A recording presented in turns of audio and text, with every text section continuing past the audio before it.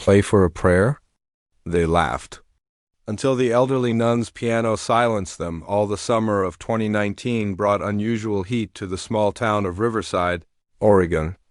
The streets were quiet most afternoons as people stayed indoors to escape the burning sun. But on this particular Saturday, the local community center was filled with noise and excitement. A grand piano competition was taking place, and people from all over the county had gathered to watch. The Riverside Piano Championship was a big deal for this small town. It happened only once every 5 years, and the winner would receive a cash prize of $10,000 along with a golden trophy. More importantly, the winner would earn the respect and admiration of the entire community. Musicians young and old had been preparing for months, practicing day and night to perfect their performances inside the community center. Rows of chairs were filled with eager spectators. Parents held their children's hands, proud that their kids would be competing. Elderly couples sat together, remembering the piano competitions of their youth. Young people scrolled through their phones while waiting for the show to begin. The air was thick with anticipation and nervous energy. At the front of the hall stood the most beautiful grand piano anyone had ever seen. It was a Steinway, brought in specially for the occasion. Its black surface gleamed under the bright stage lights, and its keys looked like perfect white teeth waiting to sing. Behind the piano was a large banner that read, "Riverside Piano Championship 2019," in bold golden letters. The judges sat at a long table near the stage. There were 3 of them, all famous musicians from the city. Professor Harold Mitchell was a stern-looking man with gray hair and thick glasses. He had taught piano at the State University for over 40 years. Next to him sat Maria Santos, a former concert pianist who had performed in some of the world's greatest halls. The third judge was young and ambitious, a man named Derek Williams, who had won several national competitions in his 20s. The competition had been going on for most of the day. 12 contestants had already performed, each one trying to impress the judges with their skill. Some played classical pieces by Mozart and Beethoven. Others chose romantic compositions by Chopin and Liszt. A few brave souls attempted modern pieces that challenged traditional styles. The performances ranged from good to excellent, and the judges took careful notes after each one. Among the remaining contestants was a young man named Tyler Reed. At 25 years old, Tyler was considered the favorite to win. He had studied piano at a prestigious music school in New York and had returned to his hometown just for this competition. His fingers were long and graceful, perfect for reaching difficult chords. His confidence was obvious to everyone who saw him. He walked with his head held high and smiled at the crowd like he had already won. Tyler stood near the stage, warming up his fingers by moving them through the air. His expensive suit fit him perfectly, and his shoes were polished to a mirror shine. He looked around the room with a satisfied expression, already imagining his victory speech. His parents sat in the front row, beaming with pride. His father was a successful businessman, and his mother was a former beauty queen. They had paid for the best piano teachers and the finest instruments throughout. Tyler's childhood. As Tyler practiced his finger movements, the door of the community center opened slowly. A small figure entered, moving carefully and quietly. It was an elderly woman dressed in the simple black and white clothing of a Catholic nun. Her face was wrinkled like a dried apple, and her back was slightly bent from age. She walked with small, careful steps, using a wooden cane to keep her balance. Her name was Sister Margaret, and she was 82 years old. Sister Margaret had lived in the local convent for over 60 years. She spent her days praying, helping the poor, and tending to a small vegetable garden. The townspeople knew her well. She visited the sick in the hospital, brought food to homeless people, and always had a kind word for everyone she met. But nobody knew much about her life before she became a nun. She rarely talked about her past, and people assumed there was nothing interesting to tell. The old nun made her way to the registration table near the entrance. A young woman named Jessica was handling the sign-ups. She looked up and saw Sister Margaret standing before her, and her eyes widened with surprise. "Good afternoon, Sister," Jessica said politely. "Are you here to watch the competition?" Sister Margaret smiled gently. Her eyes, though surrounded by wrinkles, were bright and full of life. "No, my dear," she said in a soft voice.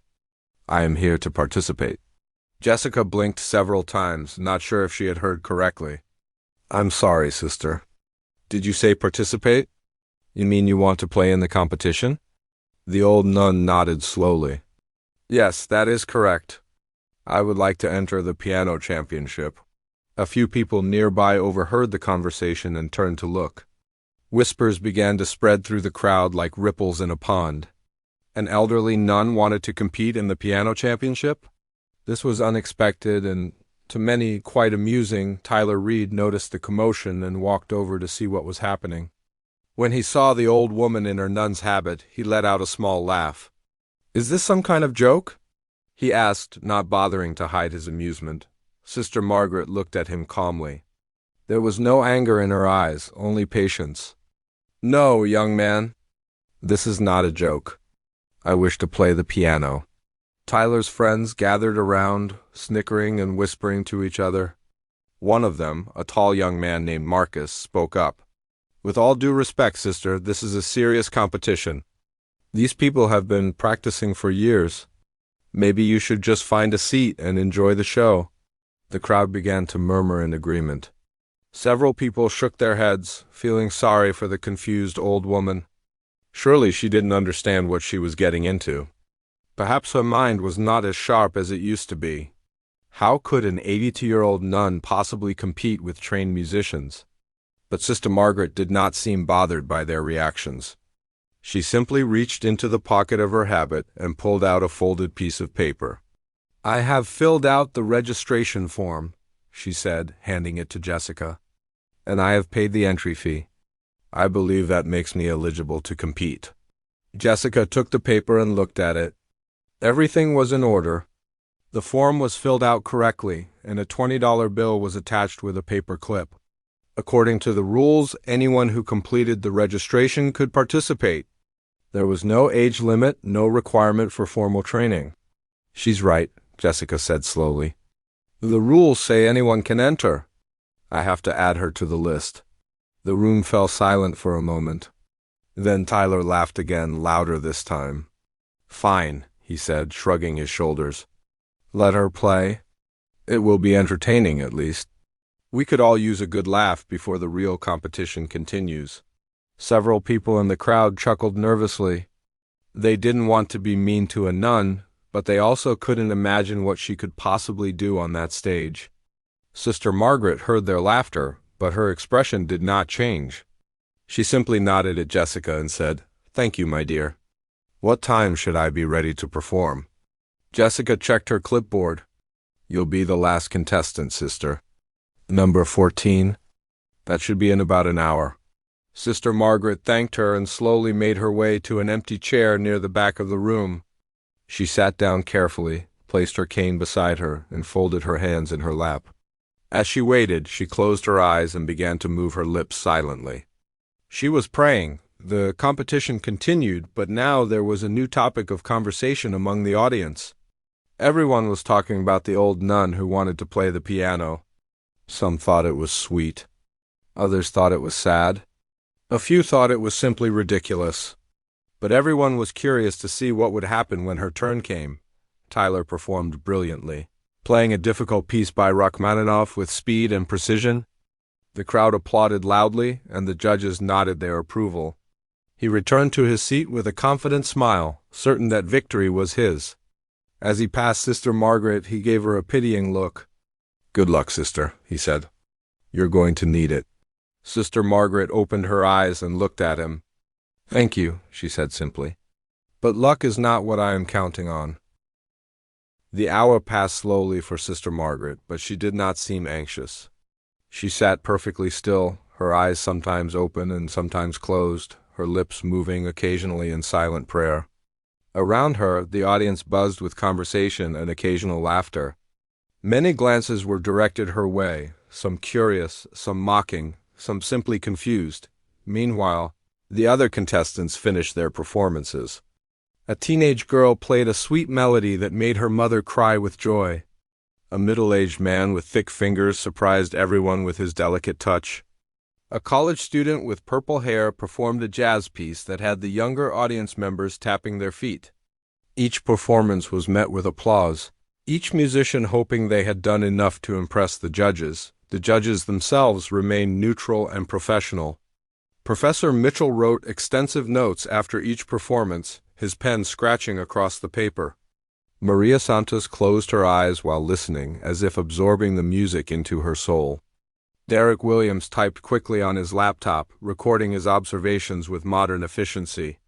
They did not speak to each other during the competition, saving their discussions for later. As the second-to-last contestant finished, a hush fell over the crowd. It was almost time. The moment everyone had been waiting for, not because they expected greatness, but because they expected entertainment of a different kind. The old nun was about to take the stage. The announcer, a cheerful woman named Patricia, stepped up to the microphone. "Ladies and gentlemen," she said, "our final contestant of the day is Sister Margaret from the Convent of the Sacred Heart. She will be performing ... Patricia paused and looked at her paper with confusion. She will be performing a piece of her own selection. A few snickers rippled through the crowd. Tyler leaned over to his friend Marcus. "This should be interesting," he whispered. $10 says she plays Mary Had a Little Lamb," Marcus laughed. "I bet she can't even find the right keys. My grandmother plays better than she probably does." Sister Margaret rose slowly from her chair. She picked up her cane and began the long walk toward the stage. Each step was careful and measured. The audience watched in silence as she moved, some holding their breath, others shaking their heads. A few kind souls offered silent prayers for her, hoping she wouldn't embarrass herself too badly. The stage had 3 steps leading up to it. Sister Margaret paused at the bottom, looking up at them as if they were a mountain. A young man from the audience, feeling sorry for her, stood up to help. But before he could reach her, Sister Margaret began to climb. 1 step, then another, then the 3rd.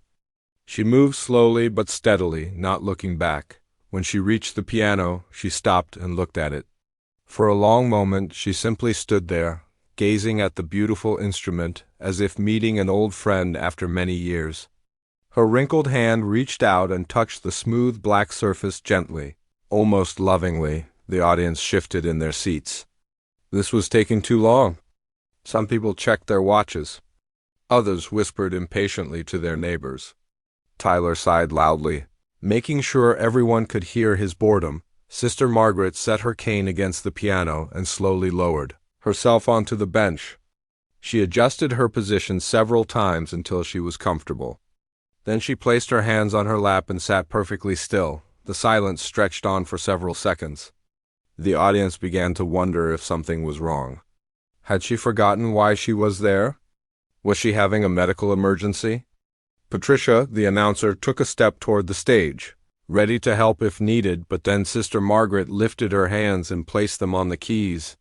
Her fingers, though aged and bent from years of hard work, found their positions with surprising precision. She closed her eyes and took a deep breath, and then she began to play.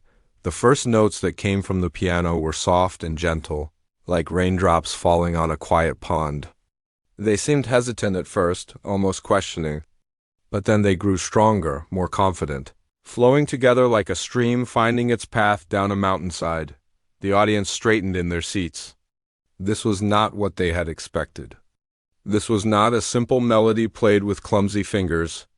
This was something else entirely. Sister Margaret's hands moved across the keys with a grace that seemed impossible for her age.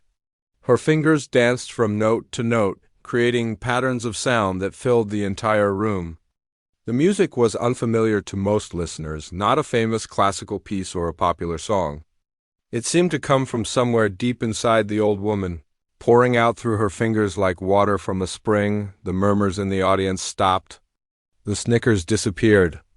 Even Tyler, who had been so confident in his mockery, sat with his mouth slightly open, unable to look away from the stage. The music told a story without words. It spoke of joy and sorrow, of hope and loss, of a long life filled with both sunshine and shadows. There were passages that sounded like children laughing and birds singing. There were moments that felt like tears falling and hearts breaking. The melody rose and fell like the breath of someone who had lived fully and loved deeply. Professor. Mitchell stopped writing and set down his pen. His eyes, usually so stern and analytical, softened as he listened. Maria Santos pressed her hand to her heart, and tears began to roll down her cheeks. Derek Williams forgot about his laptop and simply stared at the stage in disbelief.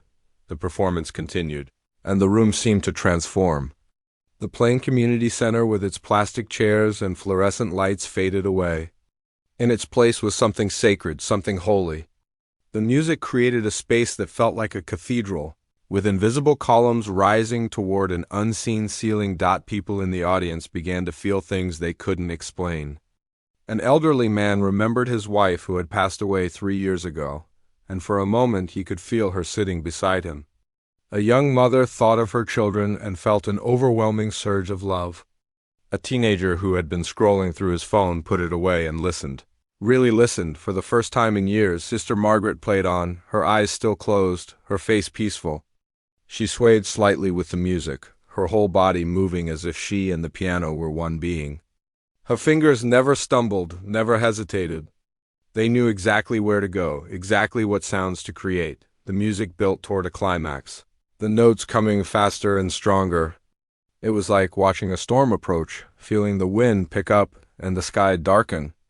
The audience held their breath, caught in the power of the moment, and then, just as the intensity reached its peak, the music changed.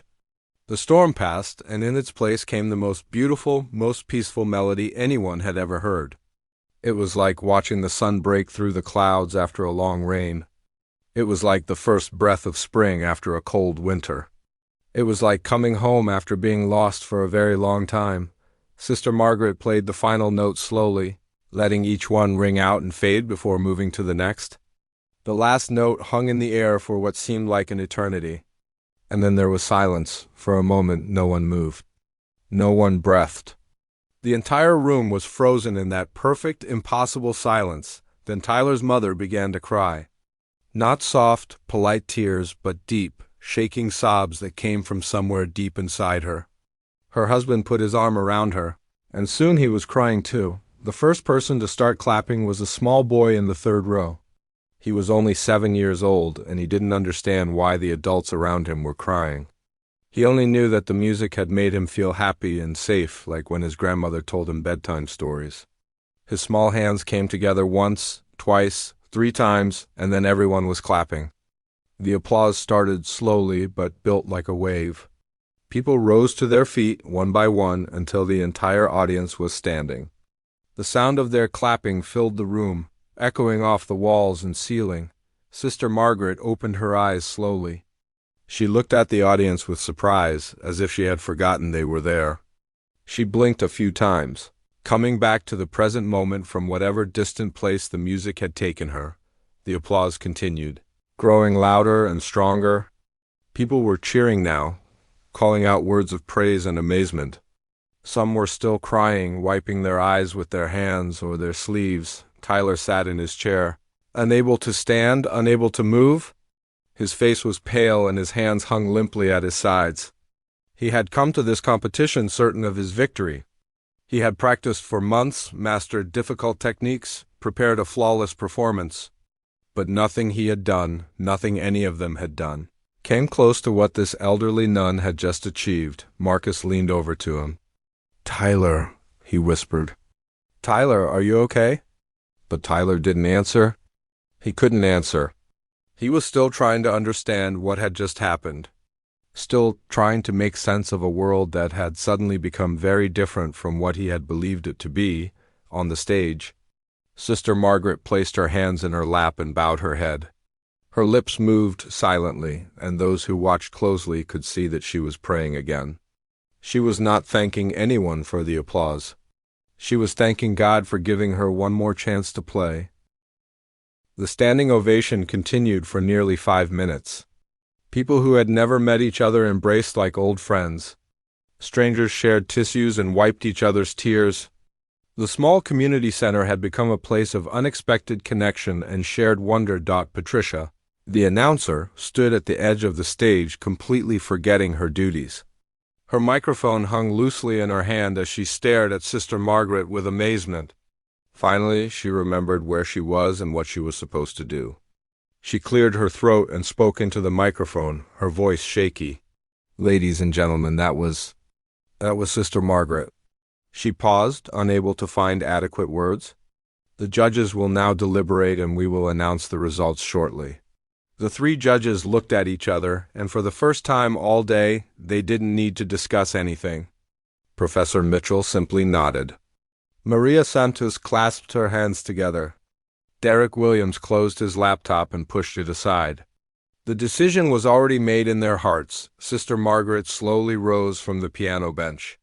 She retrieved her cane and began the careful journey down the stage steps. This time, several people rushed forward to help her. A young woman offered her arm, and Sister Margaret accepted it with a grateful smile. An elderly gentleman walked on her other side, ready to catch her if she stumbled as she made her way back to her seat. People reached out to touch her hand, her shoulder, her sleeve. They spoke words of gratitude and amazement. "That was beautiful, sister. Thank you so much. I've never heard anything like it." Sister Margaret nodded graciously to each person, but she did not seem proud or boastful. She seemed humble, almost surprised by all the attention. When she finally reached her chair, she sat down with relief. Her body was tired from the effort of the performance, but her eyes were shining with a quiet joy. A young boy sitting nearby offered her a bottle of water, and she took it with trembling hands, thanking him softly. Meanwhile, Tyler remained frozen in his seat. His mother had stopped crying and was now looking at her son with concern. "Tyler, honey, are you all right?" she asked, touching his arm gently. Tyler shook his head slowly. "I don't understand," he whispered. "How is that possible? She's an old woman. She's a nun. How could she play like that?" His father leaned forward, his businessman's mind already working. Maybe she had training before she became a nun. Maybe she was a professional at some point. We should find out more about her background. But Tyler wasn't thinking about backgrounds or training. He was thinking about how empty his own performance had felt compared to hers. He had played every note perfectly, hit every accent precisely, followed every instruction from his teachers exactly. But his music had been like a photograph, technically correct but flat and lifeless. Sister Margaret's music had been like a living thing, breathing and pulsing with emotion. The judges finished their brief discussion and signaled to Patricia that they were ready. She approached the microphone again, this time with a small envelope in her hand. The room fell silent instantly. "Ladies and gentlemen," Patricia began, "the judges have reached their decision.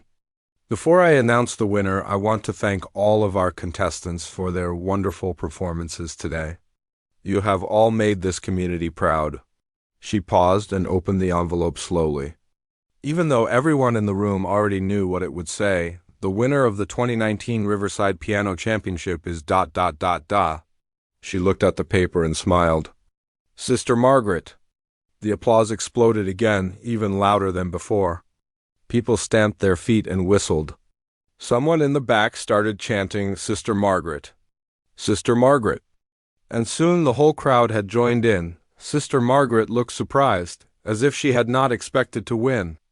She placed her hand over her heart and bowed her head. When the applause finally died down enough for her to be heard, she spoke in a voice that was soft but carried clearly through the room. "Thank you," she said simply. "Thank you all." Patricia invited her back to the stage to receive her trophy and prize. This time, Sister Margaret was assisted by half a dozen volunteers who formed a protective circle around her. When she reached the stage, Professor Mitchell stepped forward to present the award. He held the golden trophy in his hands. But before giving it to her, he spoke. "Sister Margaret," he said, his stern voice now thick with emotion, "I have been teaching and judging piano for over 40 years. I have heard thousands of performances by students and professionals alike.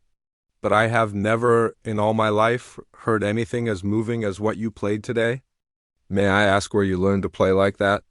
The room fell silent again, everyone leaning forward to hear her answer. Sister Margaret looked at the professor with her bright, kind eyes and smiled.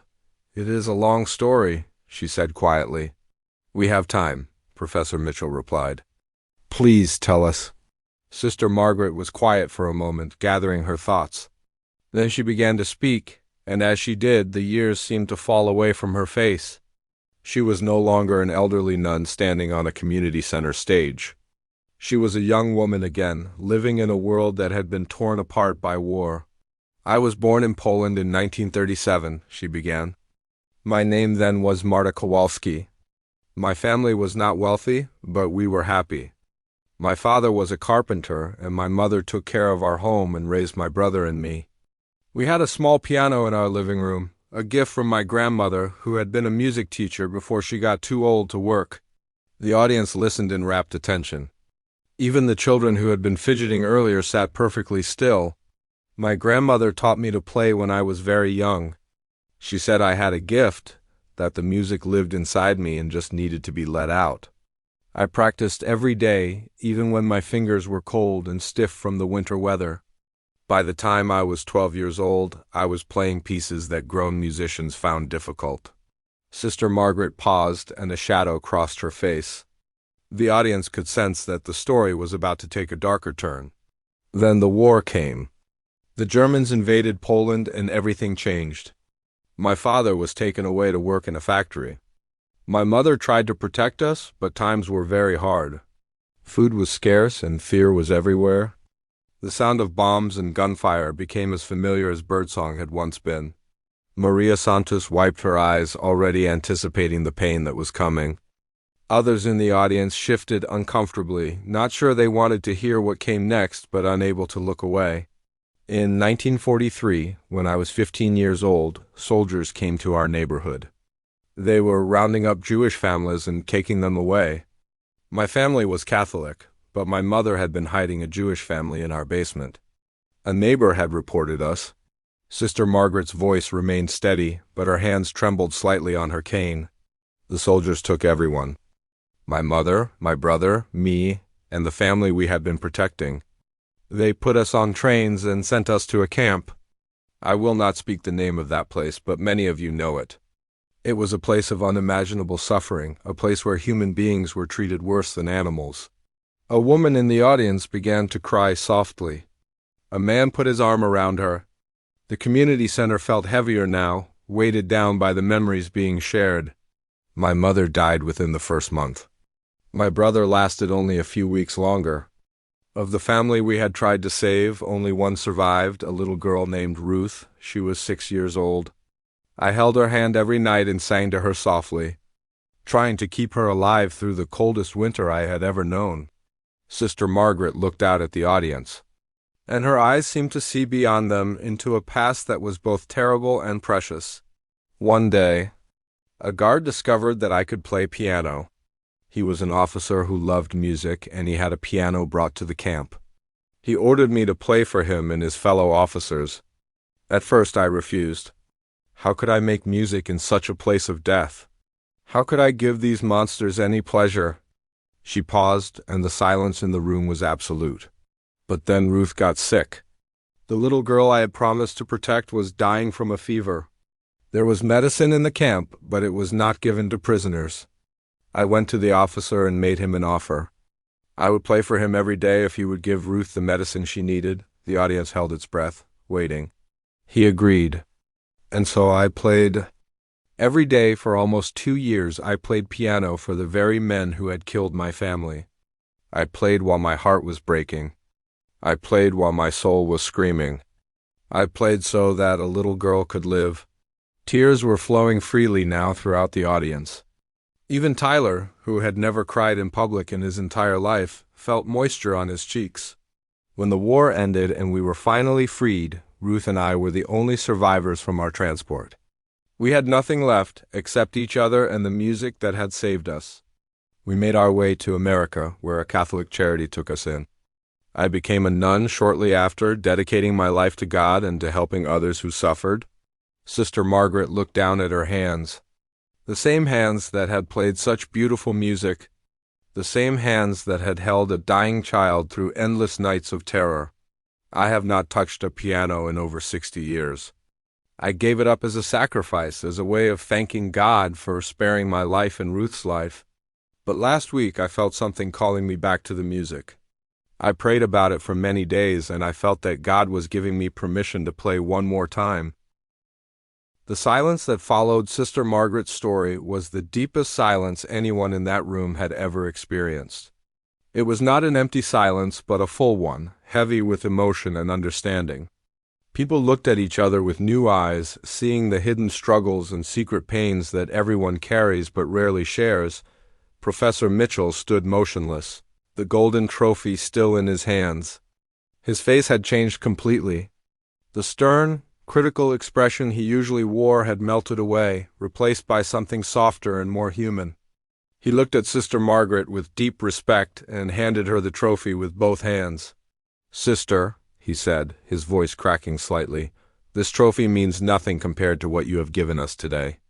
You have reminded us what music is truly for. It is not for winning competitions or impressing audiences. It is for touching souls and healing hearts.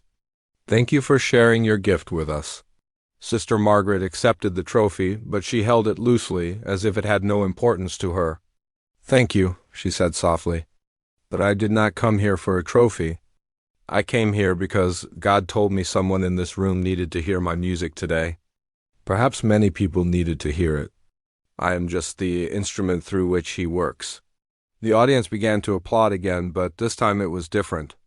It was not the wild, excited applause of earlier. It was slow and steady, like the heartbeat of a single great creature made up of all the people in the room. It was applause that said more than words ever could. Patricia came forward with an envelope containing the $10,000 prize. Sister Margaret looked at it and shook her head gently. "I cannot accept this money for myself," she said. "But if you would allow me, I would like to donate it to the children's hospital in this town. There are sick children there who need help, just as Ruth needed help so many years ago." The applause grew louder. People were crying and laughing at the same time. Overwhelmed by the generosity and grace of this remarkable woman, Tyler sat in his seat, unable to move. His entire view of the world had been shaken. He had spent his whole life believing that success came from practice, technique, and competition.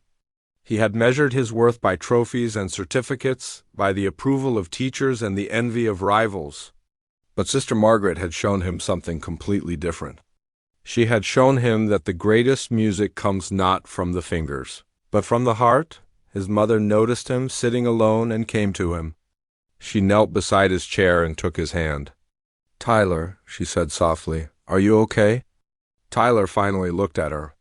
His eyes were red and his voice was shaky when he spoke. "Mom, I've been so wrong. About everything. I thought I knew what it meant to play piano. I thought I was good. But I'm not. I'm just a technician. Sister Margaret, she's an artist. She's something I could never be." His mother squeezed his hand. "Don't say that. You have talent, Tyler. You have a gift. But I don't have what she has," Tyler replied. "I don't have a story. I don't have a soul in my music. I just have notes and rhythms and speed. It's all so empty compared to what she did up there." His father came over, having heard the conversation. "Son, you're being too hard on yourself. You're only 25 years old. You have your whole life ahead of you to develop your artistry." Tyler shook his head. "It's not about age, Dad. It's not about practice or development. Sister Margaret played better when she was 15 years old than I ever will.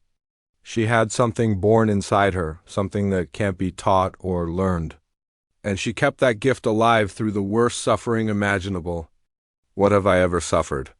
What do I know about real life?" The young man who had been so confident just hours ago now looked lost and confused. His parents exchanged worried glances, not knowing how to comfort him. Meanwhile, word of Sister Margaret's story was spreading beyond the community center. People were calling their friends and family, telling them what had happened. Someone recorded a video on their phone and posted it on social media. Within minutes, the video began to go viral. Shared by thousands of people who were moved by the glimpse of her performance they could see, a local journalist, who had come to cover the competition, was frantically calling her editor. "You need to get a crew down here right now," she said into her phone. "This is the biggest story of the year. Maybe the decade? Trust me, you won't want to miss this." Sister Margaret was being surrounded by well-wishers who wanted to shake her hand, hug her, or simply stand near her. She accepted their kindness with patience and grace, but it was clear that the afternoon's events had tired her. Her face was pale, and she leaned heavily on her cane. The Mother Superior of her convent, Sister Catherine, had been sitting in the back of the room throughout the competition. She was a tall woman with sharp features and keen eyes. She had known Sister Margaret for over 50 years but had never heard the full story of her past. Now she came forward, gently pushing through the crowd. "Margaret," she said, using her friend's name rather than her title, "you need to rest. This has been too much for you." Sister Margaret smiled at her old friend. "Yes, you are right. I am very tired. But it is a good tired, Catherine. It is the tired of someone who has finished an important task." Sister Catherine nodded and began to help Sister Margaret toward the exit. But before they could leave, Tyler suddenly stood up and blocked their path. His face was serious, and his eyes were filled with a strange mixture of shame and determination. "Sister Margaret," he said, his voice trembling, "please wait. I need to say something to you." The crowd fell silent, curious to see what the young man who had mocked her earlier would say. Tyler took a deep breath. "When you came in here today, I laughed at you. I made fun of you with my friends. I thought you were a joke, an old woman who didn't know her place. I was cruel and arrogant, and I am deeply, deeply sorry." He paused, struggling to find the right words. Sister Margaret watched him with patient, forgiving eyes. "I have spent my whole life trying to be the best pianist in every room I enter," Tyler continued. "I practiced until my fingers bled. I sacrificed friendships and relationships to focus on my music. I thought that winning would make me happy, that trophies would fill the emptiness inside me. But I was wrong." He knelt down so that he was looking up at her, his expensive suit getting dusty on the floor. "Your music showed me something I never understood before. It showed me that technique without soul is meaningless, that perfection without heart is hollow. I don't know how to change, but I want to try. Will you forgive me for the way I treated you?" Sister Margaret reached out and placed her wrinkled hand on Tyler's head like a grandmother blessing a grandchild. "My dear boy," she said softly, "I forgave you the moment you spoke those words. Forgiveness is not something you have to earn. It is a gift, freely given." Tyler looked up at her with tears streaming down his face. "But how? How can you forgive so easily? After everything you've been through, after losing so much, how can you not be angry at the world?" Sister Margaret smiled, and in that smile was the wisdom of 82 years of living. "Anger is a heavy burden to carry," she said. "I tried carrying it for many years after the war. It made me bitter and sad. Then one day I realized that the people who had hurt me did not deserve so much power over my heart. By holding on to anger, I was only hurting myself. So I let it go, and in its place I found peace." Tyler bowed his head, letting her words sink in. The crowd watched in silence, witnessing a moment of genuine transformation. "Stand up, young man," Sister Margaret said gently. "You have talent. I heard you play earlier, and you have great skill. But skill is only the beginning. To become a true artist, you must learn to let your heart speak through your fingers. You must find your own story and let it flow into your music." Tyler rose to his feet, wiping his eyes. "How do I do that, sister? How do I find my story?" Sister Margaret looked at him with kindness. "Live, my boy.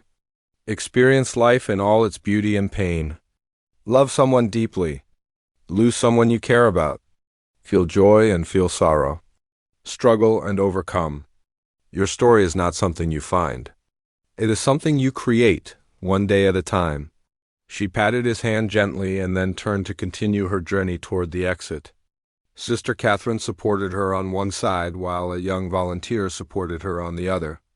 The crowd parted to let them pass, many people bowing their heads in respect as she walked by Dot at the door.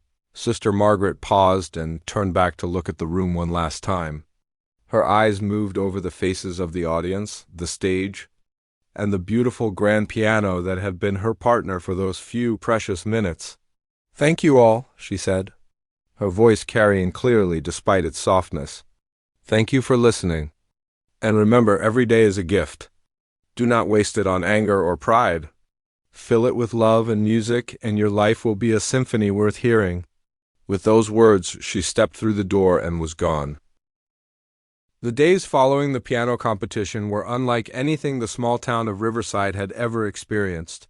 The video of Sister Margaret's performance spread across the internet like wildfire.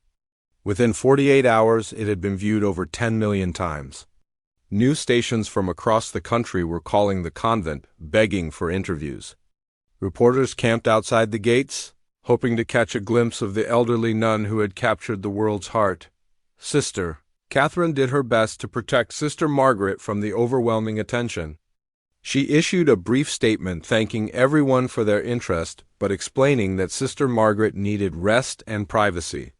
The convent's phone rang constantly, and mountains of letters began to arrive from people all over the world, who had been moved by the story inside the convent's simple walls. Sister Margaret went about her daily routine as if nothing unusual had happened. She woke at dawn, attended morning prayers, worked in the vegetable garden, and helped prepare meals for the community. When the other nuns asked her about the competition, she would simply smile and change the subject. She did not seem interested in fame or attention. She had done what she felt called to do, and that was enough, but the world was not willing to let her fade back into quiet obscurity. The story had touched too many people, opened too many hearts. Messages poured in from Holocaust survivors who had never shared their own stories, from musicians who had lost their passion and found it renewed, from ordinary people who had been reminded of what truly matters in life. One letter in particular caught Sister Catherine's attention. It arrived 3 days after the competition, delivered by a woman who had driven all the way from California to hand it over personally. The woman was in her 70s, with silver hair and kind eyes that seemed familiar somehow. She asked to speak with Sister Margaret directly. Sister Catherine was hesitant at first, protective of her friend's peace. But something about the woman's quiet urgency convinced her to make an exception. She led the visitor to the convent's small garden, where Sister Margaret was kneeling among the tomato plants, her hands covered in rich brown soil. "Margaret," Sister Catherine said softly, "there is someone here to see you." Sister Margaret looked up, squinting in the afternoon sunlight. When she saw the woman standing beside Sister Catherine, her face went pale. Her hands began to shake, and she had to grab the edge of a garden bed to steady herself. "Ruth?" she whispered, her voice barely audible. "Ruth, is that you?" The silver-haired woman nodded, tears already streaming down her face. "Yes, Marta, it's me. It's Ruth." For a moment, neither woman moved. 60 years of separation hung between them, filled with memories both beautiful and terrible. Then Sister Margaret struggled to her feet, and Ruth rushed forward to catch her in an embrace that had been waiting for 6 decades. They held each other and wept. The other nuns who had gathered nearby wept with them, even though they did not fully understand what they were witnessing. Sister Catherine watched with her hand pressed to her heart, finally understanding the depth of the bond that had been forged in the darkness of that terrible Camp Dot when they finally pulled apart. Ruth helped Sister Margaret to a bench beneath an old oak tree.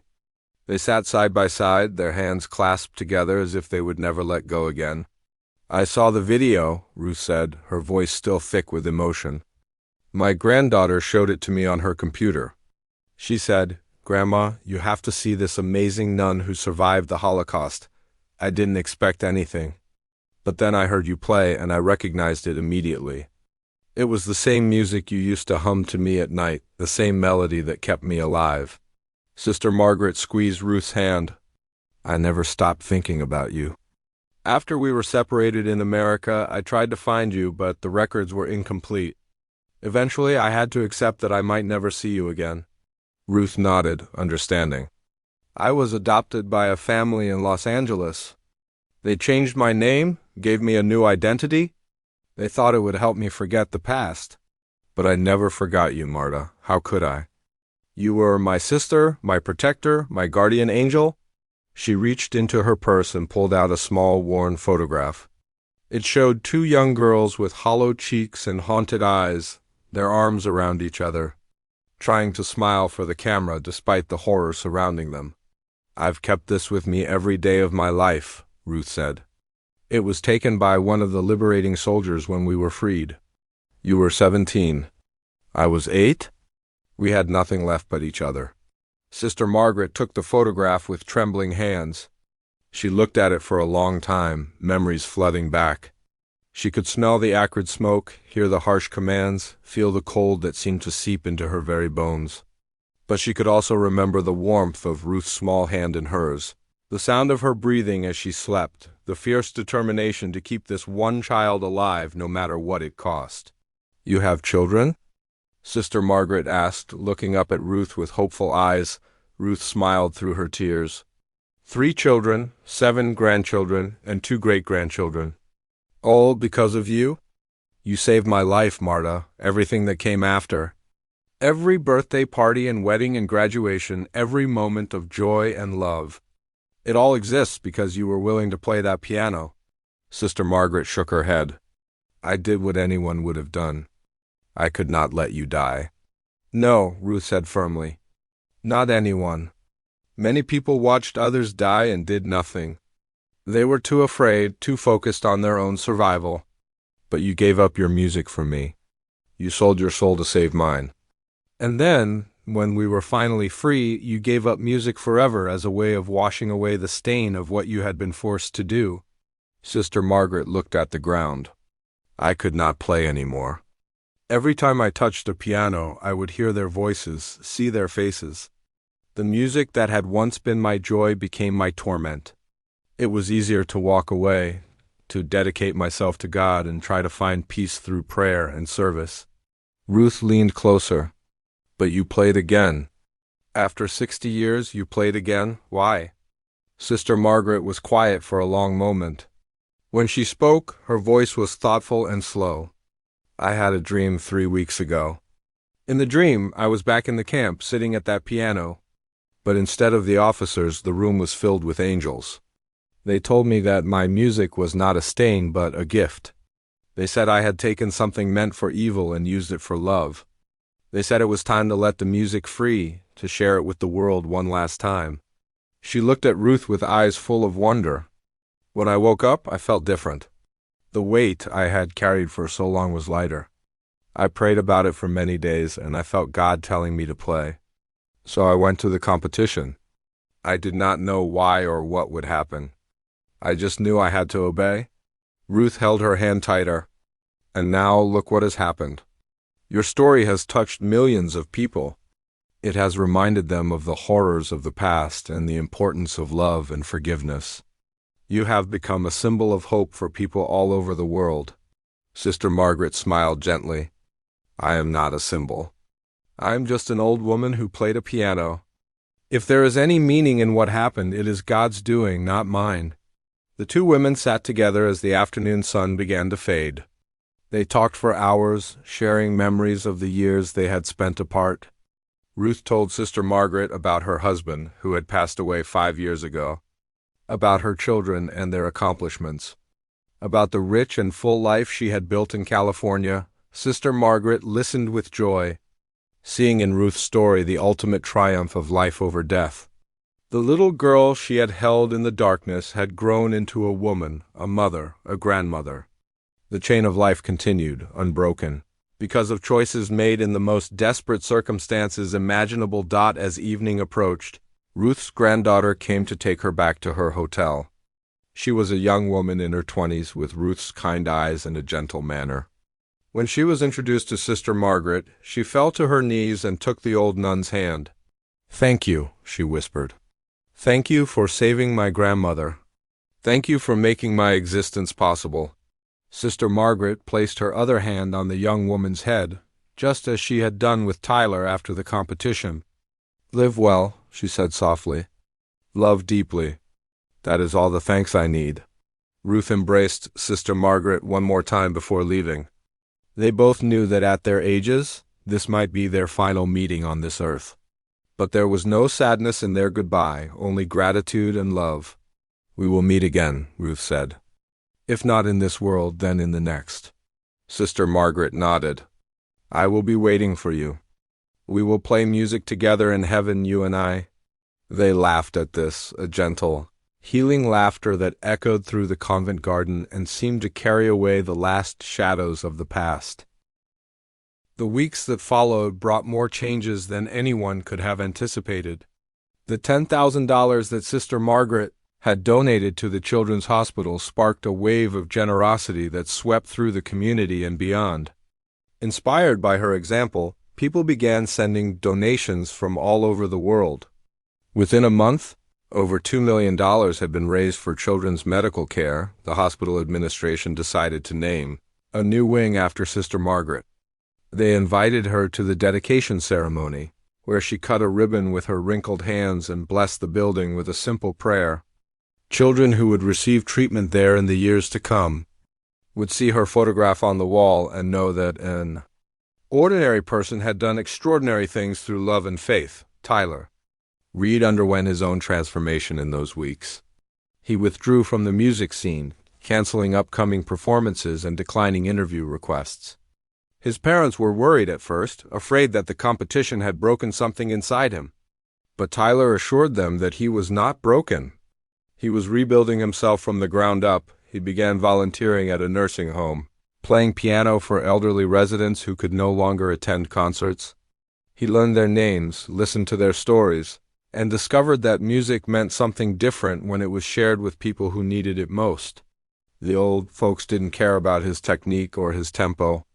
They cared about the feelings the music evoked, the memories it brought back, the moments of joy it created in their difficult final years. One afternoon, Tyler asked to visit Sister Margaret at the convent. Sister Catherine, who had heard about his transformation, agreed to let him in. She led him to the same garden where Ruth had reunited with her long-lost friend. Sister Margaret was sitting in the shade, reading a book of poems. She looked up when Tyler approached and smiled at him with recognition. "Young man," she said warmly, "I am glad to see you again. Sit with me." Tyler sat on the bench beside her, nervous despite himself. He had prepared a speech, rehearsed it dozens of times, but now the words seemed to scatter like leaves in the wind. "Sister Margaret," he finally managed, "I want to thank you for what you did for me at the competition. Not for winning, but for showing me what I was missing. You changed my life." Sister Margaret set aside her book. "Tell me how," she said gently. Tyler explained what he had been doing, the volunteering, the new approach to music. He told her about an elderly woman named Helen who cried every time he played a particular song because it reminded her of dancing with her husband at their wedding 50 years ago. He described a man with dementia who couldn't remember his own name, but could still sing along to hymns from his childhood. "I understand now," Tyler said. "That music is not about me. It's about connection. It's about reaching into someone else's heart and finding what they need to hear. I was so focused on impressing people that I forgot about touching them." Sister Margaret nodded approvingly. "You have learned a valuable lesson. Most people spend their whole lives chasing approval and never discover what you have found. But tell me, are you playing differently now?" Tyler thought about the question carefully. "I'm not sure how to explain it. My fingers move the same way. The notes are the same, but something inside me has changed. When I play now, I'm not thinking about the audience or the judges. I'm thinking about the person I'm playing for. I try to imagine what they're feeling, what they need, and then I let the music speak to that." Sister Margaret reached out and touched his hand. "That is the secret I tried to keep hidden for so many years. When I played for those officers in the camp, I learned that music has power beyond entertainment. It can heal or it can harm. It can bring light or deepen darkness. The choice is in the heart of the player." She looked into the distance, her eyes seeing something far away. "When I played to save Ruth's life, I was not playing for the officers. I was playing for her. Every note was a prayer, a promise, a shield of love wrapped around a frightened little girl. The men who listened heard beautiful music, but Ruth heard something else. She heard me saying, 'I am here.' I will not let you go. You're not alone. Tyler felt tears prickling his eyes. That's what I want to do. I want my music to mean something to people.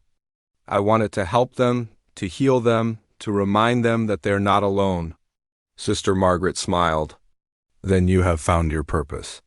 Hold on to it tightly and never let it go. The world has too many musicians who play for themselves. It needs more who play for others. They talked for another hour, discussing music and life and the strange paths that bring people together. Before Tyler left, he made a promise. Sister Margaret, I want to establish a scholarship in your name.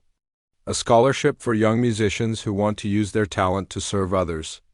It will send students to hospitals and nursing homes and shelters, places where music can make a real difference.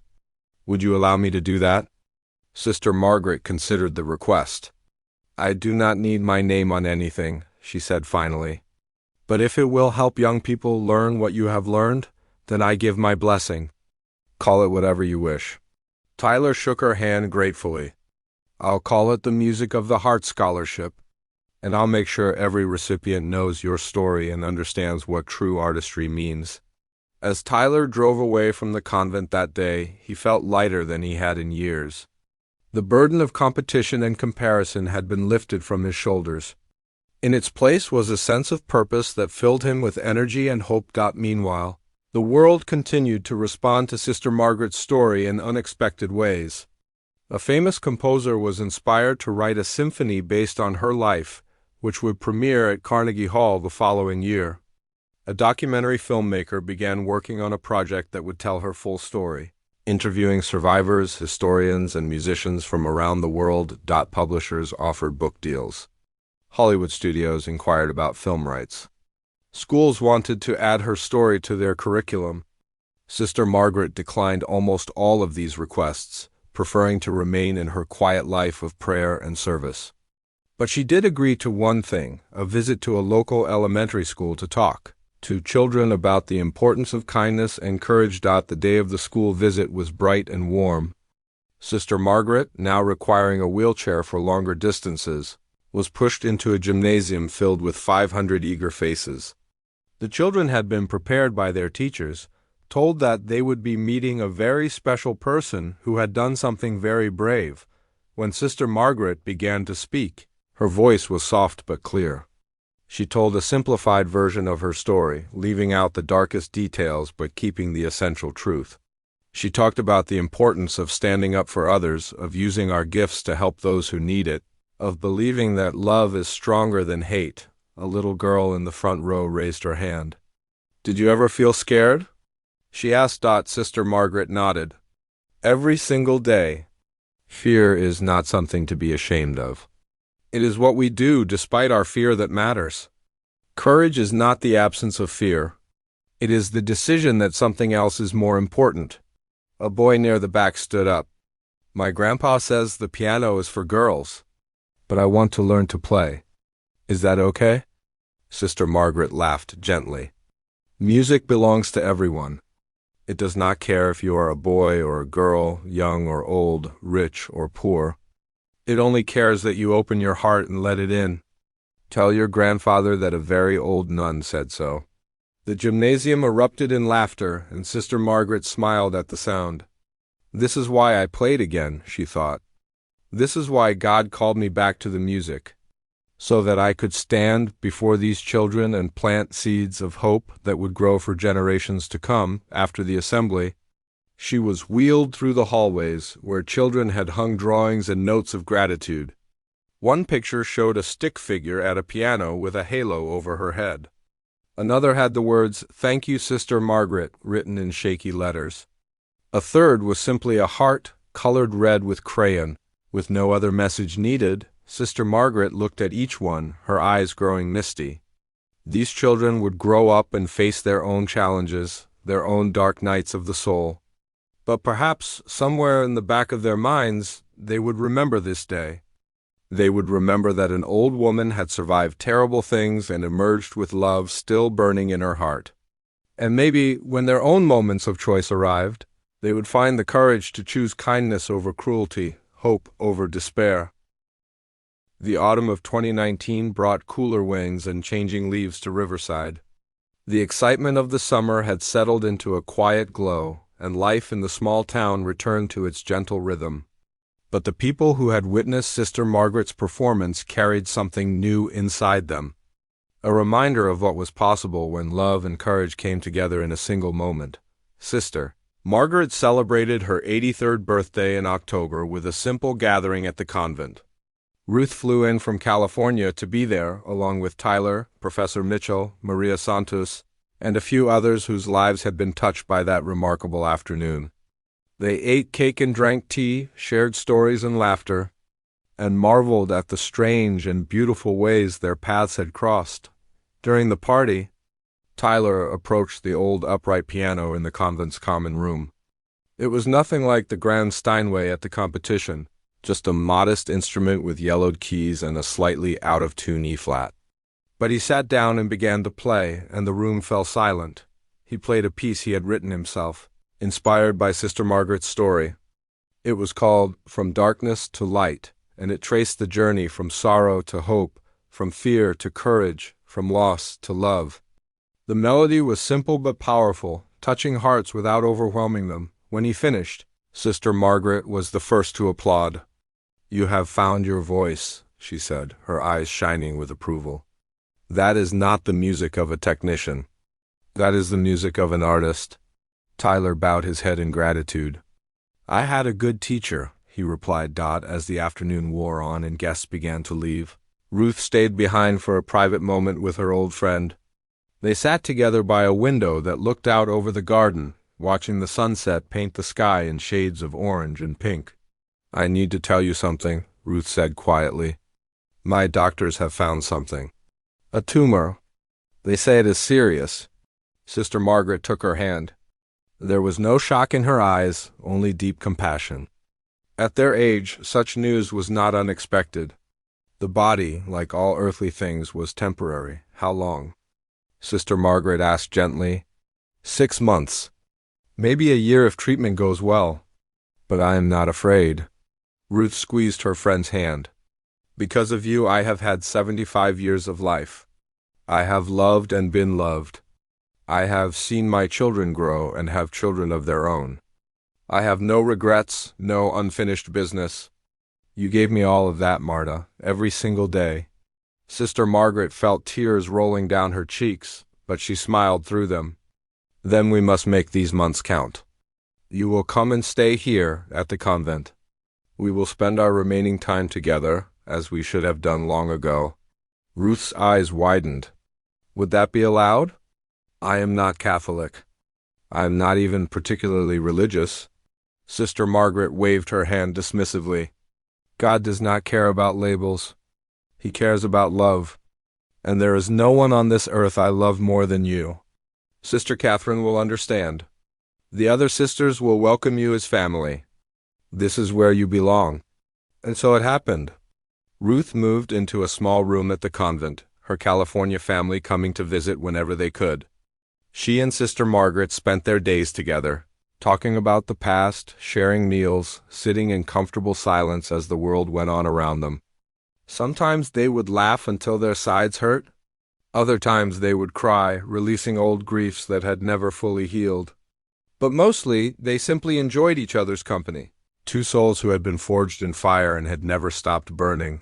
Winter came early that year, bringing frost and snow to Riverside. The convent's garden lay dormant, waiting for spring. But inside, warmth and life continued.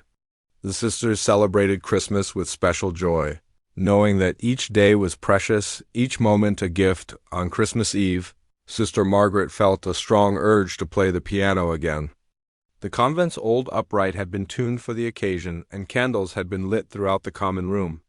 The sisters gathered around, along with Ruth, who was wrapped in blankets in her wheelchair.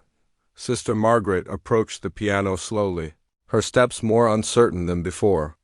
Her health had been declining too, though she never complained. The effort of reaching the bench was visible, but her face remained serene. She sat down and placed her hands on the keys. For a moment, she simply breathed, centering herself, connecting with something beyond the physical world. Then she began to play. This time, the music was different from what she had played at the competition. It was softer, simpler, more intimate. It was not a performance, but a prayer, a hymn of gratitude for the life she had been given. The melody floated through the candlelit room like incense rising toward heaven. Ruth listened with her eyes closed, tears streaming silently down her face. The other sisters wept too, feeling the holiness of the moment. Outside, snow fell gently, covering the world in white. When the last note faded, Sister Margaret looked up at her beloved friend. Their eyes met across the room, and 1,000 unspoken words passed between them. Words of thanks and love and farewell. Words that did not need to be spoken because they had already been lived. Ruth passed away peacefully 3 months later, with Sister Margaret holding her hand. She was buried in the small cemetery behind the convent, where she would wait for her friend to join her. The headstone read simply, Ruth, 1937 to 2020, she was loved and she loved in return. Sister Margaret continued for another year after that, sustained by prayer and purpose and the love of her community.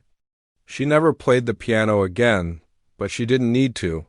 Her music had done its work, rippling out into the world in ways she would never fully know.